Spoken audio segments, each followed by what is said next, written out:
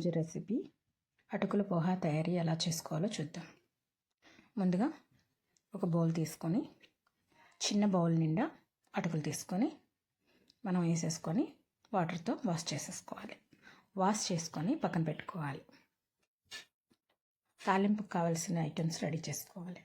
ఆవాలు, జీలకర్ర, శనగపప్పు, మినపప్పు, ఎండుమిర్చి, పలుకులు, జీడిపప్పు. ఇంకొక ప్లేట్లో తరిగిన ఉల్లిపాయలు, కరివేపాకు, కొత్తిమీర, ఎండు కొబ్బరి తురుము చేసుకొని పక్కన పెట్టుకోవాలి. ఇప్పుడు స్టవ్ వెలిగించుకొని ఒక ప్యాన్ పెట్టుకొని 3 స్పూన్ల ఆయిల్ వేసుకోవాలి.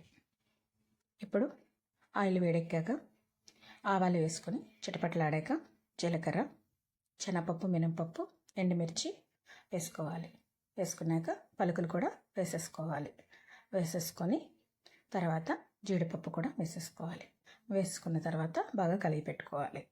కలిపి పెట్టుకున్న తర్వాత ఉల్లిపాయలు, కరివేపాకు వేసేసుకోవాలి. వేసుకొని కలిపి పెట్టుకోవాలి. కలిపి పెట్టుకున్న తర్వాత తాలింపు కొంచెం వేగాక పసుపు, ఉప్పు రుచికి తగ్గట్టుగా వేసుకోవాలి. కలిపి పెట్టుకున్న తర్వాత కొత్తిమీర, ఎండు కొబ్బరి తురుము వేసేసుకోవాలి. వేసుకున్న తర్వాత కొంచెం కలిపి పెట్టుకొని ముందుగా మనం నానబెట్టి కడిగి పెట్టి ఉంచుకున్న అటుకులు తీసుకొని విడివిడి చేసుకుంటూ వేసుకొని కలుపుకోవాలి.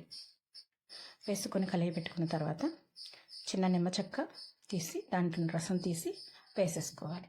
వేసుకొని కలబెట్టుకొని ప్లేట్లో సర్వ్ చేసుకుంటే టేస్టీ పోహా రెడీ. ఈ వీడియో మీకు నచ్చినట్టయితే లైక్, షేర్, సబ్స్క్రైబ్ చేయండి ప్లీజ్. Thank you.